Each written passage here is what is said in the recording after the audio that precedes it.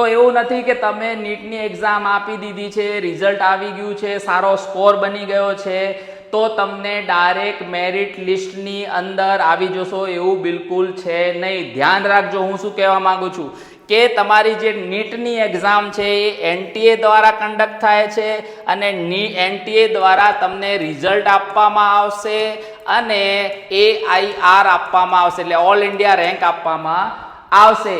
પરંતુ જો તમારે MBBS BDS કે આ કોઈ પણ પ્રકારના કોર્સની અંદર એડમિશન લેવું છે તો એડમિશન કમિટી અલગ છે અને તમારે મેરિટ લિસ્ટ માટે અલગથી રજિસ્ટ્રેશન કરાવવાનું છે. જે અધિકૃત જે પ્રવેશ સમિતિ જે છે એ અધિકૃત પ્રવેશ સમિતિના પોર્ટલ ઉપર જઈ અને તમે રજિસ્ટ્રેશન કરાવશો. એવા તમામ ગુજરાતના વિદ્યાર્થી જે નીટ ક્વોલિફાય છે વિદ્યાર્થીઓએ ગુજરાતની સ્ટેટ કાઉન્સિલિંગમાં ભાગ લેવા માટે, મેરિટ લિસ્ટમાં આવવા માટે એની જે અધિકૃત એડમિશન કમિટી જે છે એ કમિટી ઉપર તમારે રજિસ્ટ્રેશન કરાવવાનું છે, ડોક્યુમેન્ટ વેરિફિકેશન કરાવવાનું છે. એના બાદ ગુજરાતના તમામ જેટલા વિદ્યાર્થીઓ હશે એ વિદ્યાર્થીઓનું જેને રજિસ્ટ્રેશન કરાવ્યું છે નીતિ નિયમ પ્રમાણે એ વિદ્યાર્થીઓનું મેરિટ લિસ્ટ તૈયાર થશે, રેન્ક આધારિત મેરિટ લિસ્ટ તૈયાર થશે, જેને આપણે જનરલ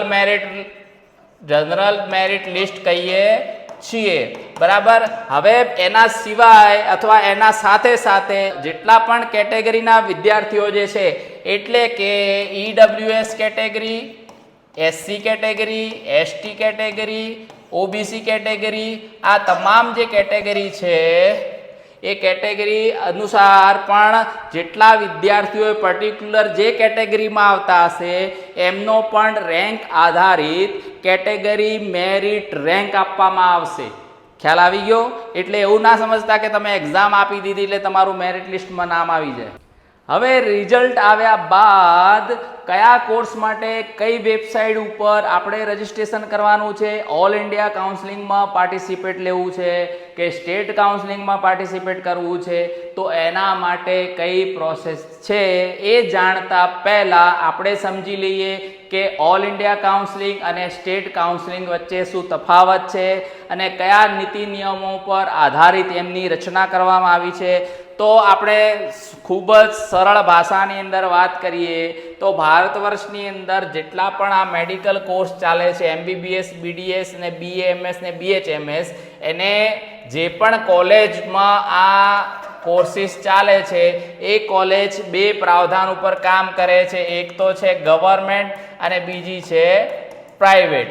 હવે જે પણ ઓલ ઇન્ડિયા કાઉન્સિલિંગ છે અને સ્ટેટ કાઉન્સિલિંગ છે આ બંને વચ્ચે એક કરાર કર્યો. કઈ રીતનો કરાર કર્યો કે જે આ ગવર્મેન્ટ કોલેજ છે, આ બધી જે ગવર્મેન્ટ કોલેજ છે એ ગવર્મેન્ટ કોલેજની જે સીટ જે છે એ સીટ મેટ્રિક્સની અંદર 15% એ સેન્ટર ગવર્મેન્ટ દ્વારા એનું એલોટમેન્ટ કરવામાં આવશે. આ રીતનો એ લોકો વચ્ચે નિયમ બંધાઈ ગયો. બરાબર. તો પછી બાકીની 85% સીટનું શું? તો એ 85% સીટ એ સ્ટેટ કાઉન્સિલિંગ દ્વારા એનું એલોટમેન્ટ કરવામાં આવશે. આ જેટલી પણ ગવર્મેન્ટ કોલેજો દરેક રાજ્યની અંદર જેટલી પણ ગવર્મેન્ટ કોલેજ છે અથવા ગવર્મેન્ટ સંચાલિત સંસ્થાઓ દ્વારા ચાલે છે એ તમામ કોલેજની અંદર 15% જે એલોટમેન્ટ છે એ ઓલ ઇન્ડિયાનું જે કાઉન્સલિંગ છે એટલે કે MCC દ્વારા થાય છે અને બાકીની 85% સીટનું કાઉન્સલિંગ એ દરેક સ્ટેટના પોતાના પર્ટિક્યુલર કાઉન્સલિંગ કમિટી જે છે એના ઉપર આધારિત હોય છે. એના સિવાય જે પર્ટિક્યુલર સેન્ટર ગવર્મેન્ટની સંસ્થા દ્વારા ચાલતી કોલેજ છે ધારો કે ડીમ યુનિવર્સિટી છે, એમ્સ છે, આ બધી જે તમામ સેન્ટ્રલ યુનિવર્સિટી દ્વારા જે પણ કોલેજ ચાલે છે આ મેડિકલ કોર્સની, એનું પણ તમામ એલોટમેન્ટ એ ઓલ ઇન્ડિયા કાઉન્સિલિંગ દ્વારા થશે. બરાબર. હવે આપણા ગુજરાતના વિદ્યાર્થીને એવું થાય કે હું કેટલા કાઉન્સિલિંગમાં ભાગ લઈ શકું, સ્ટેટમાં લઈ શકું કે ઓલ ઇન્ડિયામાં લઈ શકું, BAMSમાં લઈ શકું કે BHMSમાં લઈ શકું, તો એના વિશે આપણે સંપૂર્ણ માહિતી લઈ લઈએ. તો ઓલ ઇન્ડિયા કાઉન્સેલિંગની અંદર બે જાતના રજિસ્ટ્રેશન હોય છે.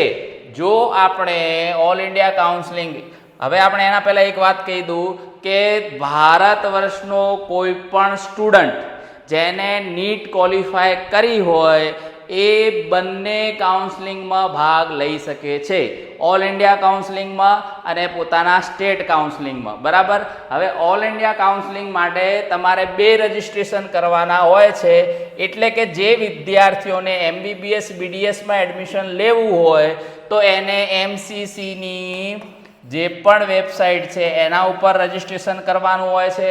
અને જે પણ વિદ્યાર્થીઓએ ઓલ ઇન્ડિયામાં BAMS અને BHMSમાં પાર્ટિસિપેટ લેવું હોય, એમના પ્રવેશ લેવા માંગતા હોય તો એની વેબસાઇટ છે AACCC ઉપર તમારું રજિસ્ટ્રેશન કરાવવાનું હોય છે.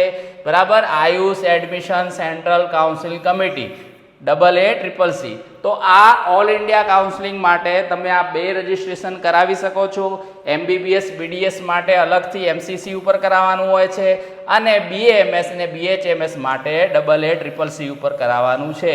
અને આ બે રજિસ્ટ્રેશન દ્વારા પૂરા ભારત વર્ષની અંદર ગવર્મેન્ટ સંચાલિત જેટલી પણ કોલેજ છે અને એના અનુસંધાને જે કોર્સ ચાલે છે, એટલે કે આ 4 પ્રકારના કોર્સ, જો આ રજિસ્ટ્રેશન કરાવવું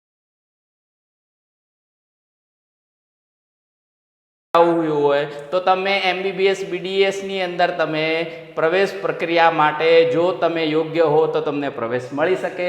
અને AACCC ઉપર તમે રજિસ્ટ્રેશન કરાવો તો BAMS ને BHMS ઉપર જે પણ કોર્સની અંદર તમે એડમિશન લેવા માંગતા હો, યોગ્ય હો, મેરિટના આધારે એલોટમેન્ટ આપવામાં આવે છે.